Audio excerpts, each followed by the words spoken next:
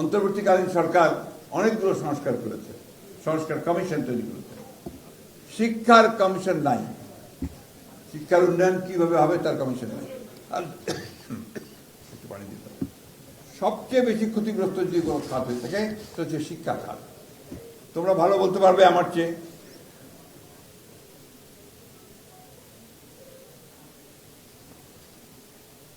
আমাদের ছেলেরা এখন এমবিবিএস পাশ করে বিদেশে সরাসরি ভর্তি হতে পারে না, কারণ তারা মনে করে যে এখানে এমবিবিএস পাস, যেটা এমবিবিএস পড়াশোনা হয় সেটা সঠিক হয় না।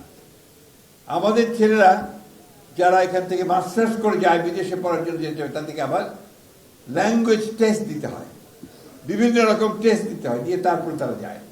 অথচ এর আগে ছিল এই বিষয়গুলো ছিল না, কারণ শিক্ষার ব্যবস্থাটা এমন ছিল যাতে করে সত্যিকার অর্থেই একটা ছাত্র সে যেন সর্ব বিষয়ে একটা পারদর্শিতা অর্জন করতে পারে, সেই কাজগুলো তারা করেছিল।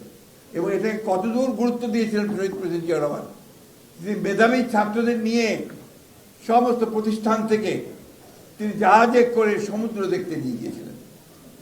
সমুদ্র শুধু দেখার জন্য নয়, ওইখানে বসে যে সমুদ্রের নিচে কি সম্পদ আছে, সমুদ্র যে কি একটা বিশাল একটা অঙ্গন ক্ষেত্র, যেখান থেকে বাংলাদেশের অর্থনীতির পরিবর্তন হতে পারে, যেটাকে এখন বলা হচ্ছে যে ব্লু ইকোনমি, ব্লু ইকোনমি বলা হচ্ছে না, এই ব্লু ইকোনমির মূল এই সমুদ্র। সে কবে সেই ৭৮ সালে, ৭৯ সালে, ৮০ সালে শহীদ প্রেসিডেন্ট জিয়া রহমান সেটা দেখেছিলেন। এই জন্যই তাকে আমরা বলি যে ক্ষণজন্ম একজন নেতা, যিনি ভবিষ্যৎ দায়িত্ব। আজকে আমি ছাত্রদলকে বলবো, আমি আমাদের ভারপ্রাপ্ত চেয়ারম্যান তারেক রহমান সবকেও বলবো, উনিও চেষ্টা করেছেন এর আগে অনেকবার, বিভিন্নভাবে অনেক যে কক্সবাজার নিয়ে গেলেন একবার বহু আগে, সেখানে তিনি ছাত্রদলকে নিয়ে বসেছিলেন। আমরা বলবো যে উনি যদি দেশে ফিরে আসবেন যখন, তিনিও নিশ্চয়ই যখন দায়িত্বপ্রাপ্ত হবেন, তিনিও আমাদের মেধাবী ছাত্রদেরকে সঙ্গে নিয়ে এই ধরনের কর্মসূচি নেবেন। সেই কথা আমি একটা কথা আমি তোমাদেরকে বলতে চাই, তোমাদের উপরে আমাদের ভারপ্রাপ্ত চেয়ারম্যান কিন্তু অনেক আস্থা রাখেন।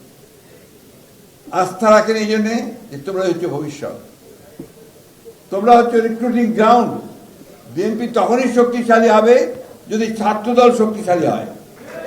বিএনপি তখনই একটা মেধাবী সংগঠন হবে যদি ছাত্রদল একটা মেধাবী সংগঠন হয়। তোমরা লক্ষ্য করে দেখবে যে এখন বিএনপিতে যারা, এই যে তোমাদের বকুল ভাইরা থেকে শুরু করে যারা আছেন, সমস্ত কিন্তু ছাত্রদলের প্রোডাক্ট। আমি নই, কিন্তু আমি ছাত্র রাজনীতির প্রোডাক্ট, কারণ তখনও ছাত্রদল তৈরি হয়নি। আমি যখন ছাত্র, তখন তো পাকিস্তান আমলে, আমি তখন ছাত্রদল তারা অনেক পরে তৈরি হয়েছে, বাংলাদেশ স্বাধীন হয়েছে অনেক পরে, আমরা যুদ্ধ করেছি।